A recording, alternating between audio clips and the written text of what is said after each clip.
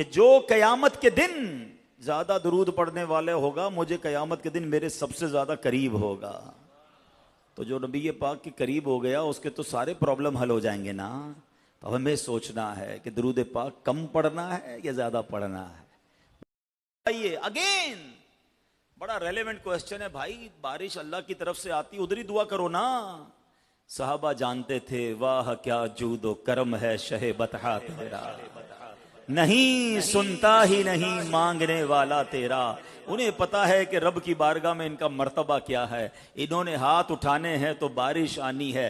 اب ذرا مزیدار بات سنو. نبی پاک یہ بھی دعا کر سکتے تھے کہ یا اللہ بارش کو روک دے. نہیں, اللہ کے حبیب کی اتھارٹی دیکھو. اللہ کے حبیب علیہ الصلوۃ والسلام کو رب نے کیسے کمالات سے نوازا.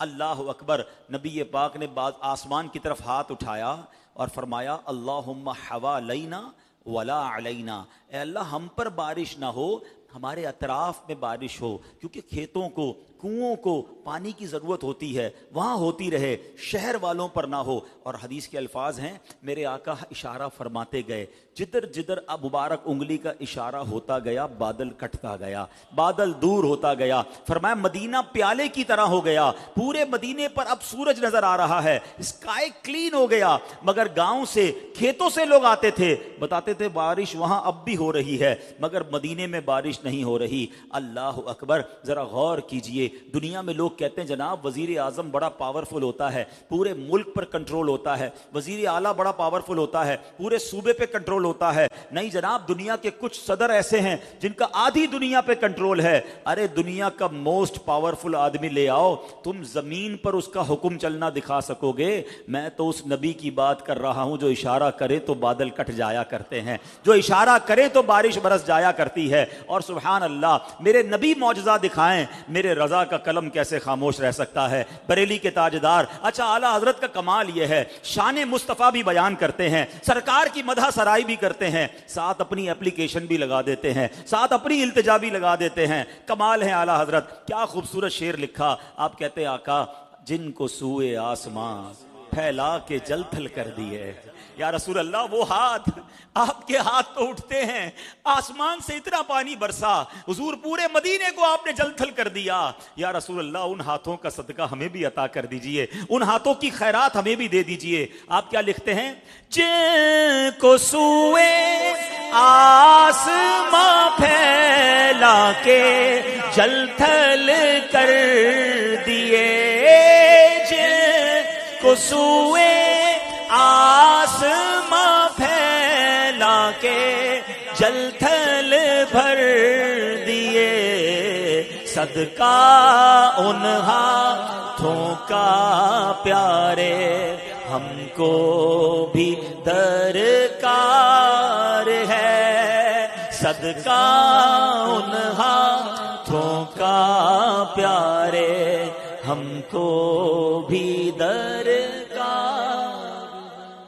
اب یاد رکھو میرے آقا علیہ الصلوۃ والسلام وہ عظیم ہستی ہیں کہ نبی پاک سے پہلے کم و بیش 1,24,000 صحابہ کرام آئے. اللہ نے ہر نبی کو معجزات دیے, کمالات دیے, مگر ہمارے آقا جناب رسول اللہ صلی اللہ تعالی علیہ وسلم کو جتنے انبیاء کو جو کمالات اور معجزات دیے نا, سب کا ٹوٹل, سب کا مجموعہ ہمارے آقا کو عطا فرمایا.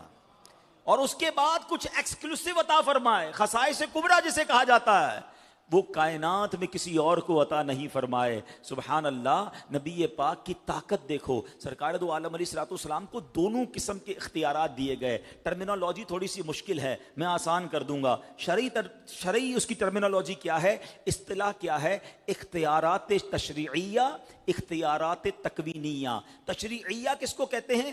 اللہ کریم نے نبی پاک کو شریعت میں بھی اختیار عطا فرمایا, جس کے لیے جو چاہیں فرض فرما دیں, جس کے لیے جو چاہے معاف فرما دیں. یہ کائنات میں کسی اور کو نہیں ملا. اور اختیارات تکوینیہ کیا ہیں؟ اشارہ فرمائیں تو بادل کٹ جائے, دعا فرمائیں تو سورج پلٹ جائے. ایسے بہت سارے معجزات ہیں. اب آؤ 2-3 واقعات, آپ کا ایمان مزید تازہ ہو, مزید محبت رسول میں اضافہ ہو. ایک صحابی رسول نبی پاک کی بارگاہ میں آتے ہیں, عرض کرتے ہیں یا رسول اللہ مجھ سے ایسی غلطی ہوئی کہ میرا فرض روزہ میں نے جانتے بوجھتے توڑ دیا. تفصیل ہے اس کی. تو پیارے آقا علیہ الصلوۃ والسلام نے فرمایا اس کی تو جو کفارہ ہے کہ غلام آزاد کرو. کہ حضور میں تو غلام آزاد نہیں کر سکتا. تو ارشاد فرمایا کہ غلام آزاد نہیں کر سکتے تو پھر 60 روزے رکھو لگاتار, یہ دوسرا اس کا کفارہ ہے. تو فرمایا حضور, عرض کیا حضور میں 60 روزے بھی نہیں رکھ سکتا. کہا پھر 60 مسکینوں کو کھانا کھلاؤ. کہ حضور اس کے بھی پیسے نہیں ہیں. کسی چیز پر ان کے پاس, وہ کہتے حضور میں کر نہیں سکتا, میری تو استطاعت نہیں. نبی پاک نے فرمایا بیٹھ جاؤ. وہ بیٹھ گئے. تھوڑی دیر ہوئی تو ایک اور صحابی آیا, ان کے پاس کھجوروں کی ایک ٹوکری تھی. نبی پاک کو گفٹ دیا, حضور آپ کے لیے تحفہ لایا ہوں. نبی پاک نے فرمایا وہ کدھر گیا وہ جو صحابی آئے تھے, ان کو بلاؤ. وہ آ گئے. پیارے آقا نے اسے ٹوکری دی, فرمایا جاؤ مدینے کے مسکینوں کو کھلا دو, تمہارا کفارہ ادا ہو جائے گا. مگر اور تو سنو, وہ کہتے ہیں حضور مجھ سے بڑا مدینے میں مسکین کون سا ہے؟ حضور میں خود ہی اتنا فقیر ہوں, میں کس کو جا کے بانٹوں؟ اللہ اکبر. حدیث کے الفاظ ہیں, میرے آقا اتنا مسکرائے, فرمایا جا تو کھا لے, تیرے گھر والے کھا لیں, تیرا کفارہ ادا ہو جائے گا. یہ کیسی اتھارٹی ہے؟ آتا ہے فقیروں پہ انہیں پیار کچھ ایسا, آتا ہے فقیروں پہ انہیں پیار کچھ ایسا, خود بھیک دیں اور خود کہیں منگتا کا بھلا ہو. اللہ اکبر. سنو, ایک بار ایک اور صحابی آئے. اچھا, وہ کہتے ہیں کہ حضور مطلب ابھی ایمان نہیں لائے تھے. ایک شخص آیا, کہتے حضور میں اسلام تو قبول کروں گا مگر صرف 2 نمازیں پڑھوں گا, میں 5 نمازیں نہیں پڑھ سکتا, 2 نمازیں پڑھوں گا. پیارے آقا نے فرمایا ٹھیک ہے تم 2 پڑھ لو, تمہاری 2 ہی قبول ہیں. اس نے اسلام قبول کر لیا. یہ کون کر سکتا ہے؟ یعنی شریعت کا حکم, قرآن کی نص سے نماز ثابت ہے, مگر اللہ کریم نے اپنے حبیب کو وہ اتھارٹی دی ہے, وہ اختیار دیا ہے, مقام مصطفیٰ سمجھو. وہ کہتے نا زبان مصطفیٰ سے جو نکلا کہہ دیا تو ہو گیا. فرمایا وہی آرڈر بن گیا, وہی شریعت بن گئی. اور یہ ایک 2 بار نہیں ہوا, آپ سنتے جائیے. ایک بار ایک صحابی ہیں, وہ کہتے ہیں, حالانکہ یاد رکھیے کہ قربانی کے لیے ایسا جانور ہو کہ جو بکرے کی جو جانور کی جو عمر ریکوائرڈ ہے وہ پوری ہونی چاہیے. تو وہ کہتے ہیں کہ ایک صحابی تھے, وہ کہتے ہیں حضور میرے پاس 6 مہینے کی بکری کا بچہ ہے, 1 سال جیسا دکھتا ہے مگر عمر پوری نہیں ہے, کیا میں اس کی جگہ قربانی کر دوں؟ نبی پاک فرماتے تجھے اجازت ہے, تیرے بعد کسی اور کو اجازت نہیں ہے. اس کے لیے پیارے آقا علیہ الصلوۃ والسلام نے یہ اجازت عطا فرما دی. اور ایک بار تو کمال ہو گیا, پیارے آقا علیہ الصلوۃ والسلام جو ہیں, آپ نے دیکھا کہ ایک اعرابی کے ساتھ کوئی ڈیل ہو رہی ہے, ٹھیک ہے, اور اس اعرابی نے نبی پاک علیہ الصلوۃ والسلام سے گھوڑا خریدا, ٹھیک ہے, اور بلکہ پیارے آقا علیہ الصلوۃ والسلام نے ایک عربی شخص سے گھوڑا خریدا, اس نے بیچا اور پھر مکر گیا, کہتا میں نے نہیں بیچا. نبی پاک نے فرمایا تم نے ڈیل کی ہے, سودا کی ہے, کہتا نہیں میں نے نہیں بیچا. اب معاذ اللہ وہ نبی پاک سے الجھ رہا تھا, تو حضرت خزیمہ وہاں سے نکلے. وہ عربی کہتا ہے کوئی گواہ لے کر آؤ. اب اس ڈیل کے وقت گواہ تو کوئی تھا ہی نہیں. حضرت خزیمہ گزرے, کا کیا ہوا؟ کہ تمہارے نبی کہتے ہیں گھوڑا خریدا ہے, میں کہتا ہوں نہیں خریدا, کوئی گواہ نہیں ہے بیچ میں. کہتا میں گواہی دیتا ہوں کہ حضور پاک نے گھوڑا بیچا, آپ نے بیچا ہے, یہ سچ کہہ رہے ہیں. تو نبی پاک کی دیکھیں, یہ پیارے آقا علیہ الصلوۃ والسلام کی کمال کی سچائی اور خوبصورتی اور انصاف کے تقاضے. فرمایا خزیمہ تم تو تھے نہیں, تم کیسے گواہی دے سکتے ہو, حالانکہ آپ کے حق میں گواہی دی ہے. اے خزیمہ تم تو اس ڈیل کے وقت تھے ہی نہیں, تم کیسے گواہی دیتے ہو؟ آئے ہائے, حضرت خزیمہ کی کہتے ہیں نا نبی پاک سے محبت پر ہماری جانیں قربان. کہتے حضور آپ فرماتے ہیں اللہ ایک ہے, میں مانتا ہوں اللہ ایک ہے. آپ بتاتے جبریل قرآن لے کر آتے ہیں, میں آسمانی باتیں آپ کی مانتا ہوں. آپ فرماتے قیامت آئے گی, میں نے دیکھی نہیں, میں مانتا ہوں. آپ فرما رہے گھوڑے کی ڈیل ہوئی ہے تو ہوئی ہے, میں گواہی دیتا ہوں آپ سچ بولتے ہیں. اللہ اکبر. نبی پاک اتنا خوش ہوئے, پیارے آقا نے فرمایا ویسے شریعت کا حکم کیا ہے کہ 2 مرد گواہی دیں تو گواہی پوری ہوتی ہے. آقا فرماتے خزیمہ اب کسی بھی عدالت میں اکیلا گواہی دے, اس کی گواہی 2 مردوں کے برابر ہے. شریعت کا حکم ہی بدل گیا. کیوں؟ زبان مصطفیٰ سے جو نکل گیا. سمجھو میرے نبی کا مقام کیا ہے. اب آؤ, یہ تو اتنی مثالیں ہیں, میرے پاس بیان کا وقت مختصر ہے, ورنہ میں صرف احکام تشریعیہ جو اتھارٹی شریعت میں ہے اگر اس پر بیان کرنا چاہوں تو کتنی حدیثیں موجود ہیں. ایک بار ایک صحابی نبی پاک نے حج کی فرضیت کا حکم بتایا کہ حج فرض ہو گیا ہے. صحابی نے عرض کی حضور کیا ہر سال فرض ہے؟ پیارے آقا خاموش رہے. دوبارہ سوال کیا, حضور کیا ہر سال فرض ہے؟ نبی پاک خاموش رہے. جب تیسری بار انہوں نے سوال کیا نا, سنو نبی پاک نے کیا فرمایا, توجہ ادھر رکھیے گا. پیارے آقا فرماتے ہیں اگر نہیں سال زندگی میں 1 بار ہے, لیکن میں اگر ہاں کہہ دیتا تو ہر سال حج فرض ہو جاتا. علماء نے, حضرت موسیٰ کی نانی کا نام کیا ہے, بھی گائے خریدی تھی, واقعہ لمبا ہے ورنہ میں آپ کو سناتا, نہیں پڑا تو تفسیر میں ضرور پڑھیے گا، صراط الجنان میں امیزنگ واقعہ ہے سورہ بقرہ کا.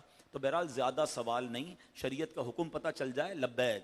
وہ تسی پنجابی بڑی اچھی گل کندے ہو، اسی منن والے ہیں، سوچن والے نہیں ہیں. تو منن والے بنو اور عمل کر لیا کرو. دوسری بات اس حدیث سے سیکھنے کو کیا ملی؟ اتھارٹی دیکھیں، نبی پاک فرما رہے ہیں اگر میں ہاں کہہ دیتا تو ہر سال حج فرض ہو جاتا. اب یہ کون کہہ سکتا ہے؟ یعنی میرا ہاں جو ہے وہ فرض، حج کو ہر سال فرض کر دیتا. اس قدر اللہ نے مقام عطا فرمایا. اور یہ زبان مبارک کی طاقت دیکھو، ایسے ہی نہیں بریلی کے تاجدار لکھتے ہیں. کیسی زبان ہے؟ وہ زبان جس کو سب کن کی کنجی کہے، اس کی نافذ حکومت پہ لاکھوں سلام، اس کی نافذ حکومت پہ لاکھوں سلام. تو یہ تو چند باتیں ہو گئیں نبی پاک کے شریعت کے معاملات میں جو اختیار تھا. اب آؤ اس کائنات پر اختیار کیسا ہے. لوگ کہتے ہیں فلاں بندہ پاورفل، فلاں بندہ پاورفل. ارے میں بتاتا ہوں طاقت کہتے کس کو ہیں، اتھارٹی کہتے کس کو ہیں. مکے کے لوگ آئے، کہتے ہیں اللہ کے سچے نبی ہو تو چاند کو 2 ٹکڑے کر کے بتاؤ. آج کل کچھ ملک والے پہنچ گئے نا چاند پہ، بہت اترا رہے ہیں. سائنس نے بڑی ترقی کر لی ہے. آؤ میں بتاتا ہوں مدینے والے آقا کا کہ ان کی شان کیا ہے. نبی پاک تو زمین پہ کھڑے ہو کے اشارہ کریں تو چاند 2 ٹکڑے ہو جاتا ہے. اچھا چاند 2 ٹکڑے ہو گیا. ایک اور لاجیکلی بات ہے، کسی بھی چیز کو توڑنا ہے نا اس کے بعد جوڑا نہیں جا سکتا. ویسے ہی توڑ دیا تو جوڑنا بہت مشکل ہے. وہ اس کی خوبصورتی خراب ہو جائے گی، اس کی سائز خراب ہو جائے گی، اس کی حیت خراب ہو جائے گی. تو وہ کہتے ہیں اچھا ٹھیک ہے توڑ تو دیا، اب جوڑ کے بتائیں. نبی پاک نے پھر اشارہ فرمایا اور وہ چاند جڑ گیا، اور ایسا جڑا کہ آج بھی دنیا کو چاندنی لٹا رہا ہے. وہ پنجابی شاعر کہتے ہیں نا، کر کے اشارہ نبی پاک فرماتے ہیں. مگر مولا علی کا جملہ یاد رکھنا، حضور جب سے ایمان لایا ہوں نماز نہیں گئی. ہم میں سے کتنوں کی نمازیں قضا ہو رہی ہیں اس کا خیال نہیں ہے. مگر دیکھو نبی پاک نے کیا کمال دکھایا. میرے آقا کی شان دیکھو.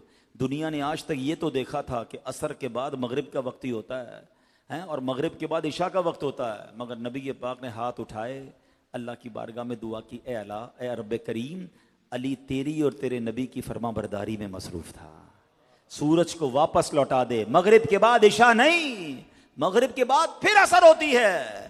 مولا علی نماز ادا کر لیتے ہیں. کتنی بڑی شان ہے میرے آقا کی. اور نبی پاک کا اتھارٹی دیکھے اس کائنات پر کہ سورج کبھی اپنی رفتار کو نہیں چینج کرتا. ہمیں پتا ہے 6:12 پہ مغرب ہے تو مغرب ہوگی، اس کی رفتار سب کو معلوم ہے. روزانہ ہمیں نمازوں کے ٹائمنگ اس کے معلوم ہے. مگر میرے آقا کی دعا نے اس پورے ٹائم ٹیبل کو چینج کر دیا. مغرب کے بعد پھر عصر کا وقت ہوتا ہے. اللہ اکبر. یہ کمال ہے جناب رسول اللہ صلی اللہ تعالی علیہ وسلم کا. جہاں یہ معجزہ سیکھنے کو ملا نا، نبی پاک کی شان پتہ چلی، وہاں مولا علی کا ڈیسیشن تو دیکھو. یہ ایک الگ کہانی ہے، اس کو سمجھانا چاہ رہا ہوں میں کہ مولا علی کا یہ فیصلہ کیا تھا. نماز اللہ کی بارگاہ میں فرض ہے، مگر رسول پاک کے آرام میں خلل نہیں آنے دیا. ایسا ہی ایک فیصلہ حضرت ابوبکر صدیق نے بھی کیا تھا. چلتے ہیں غار ثور میں. خدا کی قسم، مولا حضرت ابوبکر کی جو وہ نیکی ہے نا، حضرت عمر سے پوچھو. حضرت عمر سے پوچھو، وہ کہتے ہیں میری ساری زندگی کی نیکیاں ایک طرف، ابوبکر کی غار ثور والی نیکی ایک طرف. جو انہوں نے نبی پاک کے ساتھ وقت گزارا نا، وہ ان کی زندگی کی معراج تھی. اور پتہ ہے وہ ان کو یہ سعادت کیوں ملی؟ بہت ساری وجوہات ہوں گی، مگر ان سے پوچھا گیا تھا کہ آپ کی زندگی کی سب سے بڑی 3 خواہشات کون سی ہیں؟ اے بحریہ ٹاؤن میں میرا بیان سننے والوں، اگر میں آپ سے پوچھوں آپ کی زندگی کی سب سے بڑی خواہشات کون سی ہیں، تو کوئی کہے گا یار بحریہ ٹاؤن میں ذرا بڑا سا گھر مل جائے، ایک اچھی سی گاڑی مل جائے، فلاں ملک کا ویزا مل جائے. کسی کو کچھ چاہیے، کسی کو کچھ چاہیے. پوچھو صدیق اکبر سے آپ کو کیا چاہیے، سنو ان کی 3 خواہشیں کیا ہیں. اللہ صدیق اکبر کے صدقے نبی پاک سے سچا عشق عطا فرما دے. آپ کی خواہشیں تو دیکھو یار. وہ کہتے ہیں میری خواہش یہ ہے، النظر الیک وانفاق مالی علیک والجلوس بین یدیک. میں ترجمہ بعد میں بتاؤں گا یار، پہلے اس الفاظ کی خوبصورتی تو دیکھو یار. عاشق اس کو کہتے ہیں النظر الیک. پہلی تمنا یہ اپنے نبی پاک کو دیکھتا رہوں. دوسری تمنا یہ وَإِنفَاقُ مَالِي عَلَيْكَ، میں حضور پر اپنا مال خرچ کرتا رہوں۔ تیسری تمنا یہ ہے وَالْجُلُوسُ بَيْنَ يَدَيْكَ، بس حضور کے قدموں میں حاضر رہوں اور کہیں نہ جاؤں۔ یعنی سب کچھ نبی پاک تھے ان کے لیے، اور تینوں خواہشیں اللہ نے کیسی پوری کی؟ کہتے ہیں حضرت ابوبکر صدیق ساری زندگی تو دیکھتے رہے، مگر جو 3 دن اور 3 راتیں غار ثور میں دیدار کیا نا، وہ دنیا میں کسی اور نے نہیں کیا۔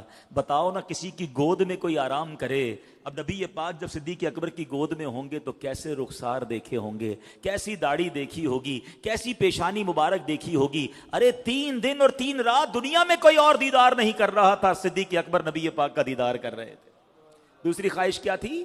وَإِنفَاقُ مَالِي عَلَيْكَ، اللہ کے نبی پر مال خرچ کرتا رہوں۔ آپ کو پتہ ہے نبی پاک صدیق اکبر سے کتنی محبت فرماتے تھے؟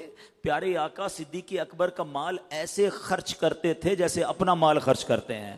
خود فرماتے ہیں اور لوگوں نے مجھ پر جو احسان کیا ان کا بدلہ میں نے چکا دیا، مگر صدیق اکبر نے جو مجھ پر مہربانی کی، حالانکہ مہربانی غلام کیا کرے گا، مگر سبحان اللہ عزت افزائی دیکھو، صدیق اکبر نے جو مجھ پر خرچ کیا ہے، جو اس نے مجھ پر خرچ کیا اس کا بدلہ قیامت کے دن رب سے لے کر دوں گا۔ یہ شان ہے۔ دوسری خواہش غزوہ تبوک میں یاد ہے نا، میں ہلکا سا اشارہ کر کے جا رہا ہوں، میرا وقت چونکہ ختم ہو رہا ہے، کہ پورا مال اللہ کی راہ میں دیا تھا۔ اور تیسری خواہش کیا تھی؟ وَالْجُلُوسُ بَيْنَ يَدَيْكَ، آقا کی بارگاہ میں رہوں۔ ساری زندگی تو رہے، آج سنہری جالیوں کے پیچھے بھی ہیں، آج بھی اپنے آقا کے ساتھ ہیں۔ صدیق اکبر غار ثور میں ہیں، نبی پاک آرام کر رہے ہیں، سانپ نے کاٹ لیا۔ سوچو محبت کہتے کس کو ہیں؟ جان چلی جائے گی، پتا تھا ان کو، سانپ نے کاٹ لیا ہے، درد ہو رہا ہے، زہر پھیل رہا ہے۔ عقل تو کہتی ہے نبی پاک سے عرض کر دیتے، حضور تھوڑا سا بیدار ہو جائیں، مجھے سانپ نے کاٹ لیا۔ نہیں، صدیق اکبر کے عشق نے کہا جان جاتی ہے تو جائے، نبی پاک کے آرام میں خلل نہیں ہونا چاہیے۔ مگر انسان تھے نا، درد ہوا، آنکھوں سے آنسو نکلے، پیارے آقا کے رخسار پر آنسو گرے، نبی پاک کی آنکھیں کھولی۔ کہا ابو بکر کیوں رو رہے ہو؟ کہا حضور سانپ نے کاٹ لیا ہے۔ ہائے ہائے، نبی پاک نے کسی ڈاکٹر کے پاس نہیں بھیجا، لعاب دہن نکالا، اپنا تھوک مبارک صدیق اکبر کے انگوٹھے پہ لگایا، سانپ کا درد ہی چلا گیا، زہر ہی چلا گیا۔ مگر اگین کوسچن کھڑا ہوتا ہے، مولا علی نے پتا تھا ان کو نماز فرض ہے، جانے دی، آرام میں خلل نہیں کیا۔ صدیق اکبر کو پتا تھا جان بچانا بھی فرض ہے، ہاں جان بچانا یہ فرض ہے۔ صدیق اکبر نے کہا جان جاتی ہے تو جائے، نبی پاک کے آرام میں خلل نہیں آنا چاہیے۔ یہ دونوں واقعات ایکچولی کچھ سکھا رہے ہیں، یہ سمجھ لو آج میرے بیان کا موضوع ہے، یہ میرا آج کا میسج ہے۔ یہ دونوں کیا سکھا رہے ہیں؟ جب مسئلہ سمجھنا ہے نا، عشق کی گتھی سلجھے نا، تو بریلی کے تاجدار حل فرما دیتے ہیں۔ آؤ چلتے ہیں اعلیٰ حضرت کی بارگاہ میں، آپ بتائیے یہ دونوں واقعات کیا سکھا رہے ہیں؟ یہ کیوں دونوں نے فرض چھوڑ دیا؟ اعلیٰ حضرت نے سبحان اللہ اپنے اشعار کے ذریعے کیا سمجھایا؟ وہ کہتے ہیں مولا علی نے واری تیری نیند پر نماز۔ کون سی نماز؟ مولا علی نے واری تیری نیند پر نماز، اور وہ بھی عصر، سب سے جو اعلیٰ خطر کی ہے۔ صدیق بلکہ غار میں جان ان پہ دے چکے، اور حفظ جان تو جان فروز غرر کی ہے۔ کہتے جان بچانا تو بڑا فرض تھا، مگر میرے آقا نے کیا مہربانی کی؟ ہاں تو نے انہیں جان انہیں پھیر دی نماز، سورج پلٹا کر نماز پھیر دی، نماز لوٹا دی ان کو، لعاب دہن لگا کر جان واپس کر دی۔ آقا نے تو دونوں پر مہربانی کر دی نا، ہاں تو نے انہیں جان انہیں پھیر دی نماز، پر وہ تو کر چکے جو کرنی بشر کی ہے۔ وہ دونوں نے اپنے حصے کا کام کر دیا، آقا نے مہربانی کر دی ٹھیک ہے، مگر وہ دونوں اپنا کام کر چکے۔ اب ان دونوں واقعات سے سیکھنا کیا ہے؟ اعلیٰ حضرت نتیجہ نکال رہے ہیں، فرماتے ثابت ہوا کہ جملہ فرائض فروع ہیں۔ کہتے جتنے فرض ہیں نا یہ شاخیں ہیں، درخت کا تنا مضبوط ہوتا ہے نا، تنا کیا ہے، اصل کیا ہے؟ کہتے ثابت ہوا کہ جملہ فرائض فروع ہیں، اصل الاصول بندگی استاجور کی ہے۔ ارے آقا راضی ہیں تو رب راضی ہے، یہ صدیق اکبر سکھا رہے ہیں، یہ مولا علی سکھا رہے ہیں۔ ساری زندگی اللہ اللہ کرتے رہو، اگر دل میں عشق رسول نہیں ہے، نبی پاک سے محبت نہیں ہے، رب نے راضی نہیں ہونا۔ کیا خوبصورت بات شاعر لکھتے ہیں، خدا کا ذکر کرے ذکر مصطفیٰ نہ کرے، ہمارے منہ میں ہو ایسی زبان خدا نہ کرے۔ ارے نبی پاک راضی ہوں گے تو رب بھی راضی ہو جائے گا۔ اور اعلیٰ حضرت نے یہی بات سمجھائی ہے کہ انہیں جانا، انہیں مانا، نہ رکھا غیر سے کام، للہ الحمد میں دنیا سے مسلمان گیا۔ انہیں جانا انہیں مانا نہ رکھا غیر سے کام، انہیں جانا انہیں مانا نہ رکھا غیر سے کام، للہ الحمد میں دنیا سے مسلمان گیا۔ پیارے آقا کی باتیں ایسی ہیں کہ جی بھرتا نہیں ہے، جی چاہتا ہے ان کی باتیں سنتے رہیں، ان کے کمالات سنتے رہیں۔ محبوب کی باتیں ہیں نا، اور باتیں جی کیسے بھرے گا؟ جس کا کلمہ پڑا ہے، جس سے محبت کی ہے، جن کے امتی ہیں، ان کی باتیں اچھی نہیں لگیں گی تو کس کی اچھی لگی؟ اللہ کرے کہ زندگی اسی ذکر میں گزر جائے، سرکار کے ذکر کرنے والی اللہ ہمیں زبان دے، نبی پاک کی مدح سرائی کرنے والا ہمیں ذہن دے، اور اللہ کرے کہ بس اعلیٰ حضرت کہتے ہیں نا، دمے واپسی تک تیرے گیت گاؤں، دمے واپسی تک تیرے گیت گاؤں، محمد ممجد پکارا کروں میں۔ مفتی اعظم ہند کہتے ہیں، کہتے جب قبر میں جاؤں گا نا، فرشتے سوال کریں گے نا، تو میں نے کیا کرنا ہے؟ میرا دین و ایمان فرشتے جو پوچھیں، میرا دین و ایمان فرشتے کر رہے تھے، یا اللہ میں نے تورات میں پڑھا ہے ایک امت ایسی آئے گی جو ایک نیکی کریں گے 10 نیکیوں کا ثواب ملے گا، اے اللہ وہ امت میری امت کر دے۔ اللہ نے فرمایا یا موسیٰ تلک امت احمد، وہ امت میرے نبی احمد مجتبیٰ کی امت ہوگی۔ کہتے یا اللہ میں نے تورات میں پڑھا ہے ایک امت ایسی ہوگی جن کے سینوں میں تیرا کلام یاد ہو جائے گا، محفوظ ہو جائے گا۔ 1 کروڑ، اور آپ چاہیں اللہ نے جس کو زیادہ نوازا ہے 12ویں کے 1200 یونٹ دے دے، 786 یونٹ دے دے، اصحاب بدر کی نسبت سے 313 یونٹ دے دے، 112 دے دے، صرف 12 دے دے، ایک بھی یونٹ دے دیں، تاکہ میرے رقم سے اگر کوئی حافظ بن گیا، کوئی عالم بن گیا، کوئی غیر مسلم مسلمان بن گیا، شاید یہی میری مغفرت کا ذریعہ ہو جائے۔ اتنا بڑا دین کا کام ہے، مجھے اس میں حصہ ضرور لینا چاہیے۔ تو میں امید کرتا ہوں جو مجھے یہاں سن رہے ہیں، جو لائیو سوشل میڈیا پہ سن رہے ہیں، سب نیت کریں انشاءاللہ اپنی دعوت اسلامی کا دل کھول کر ساتھ دیں گے انشاءاللہ۔ اللہ پاک عمل کرنے کی توفیق عطا فرمائے۔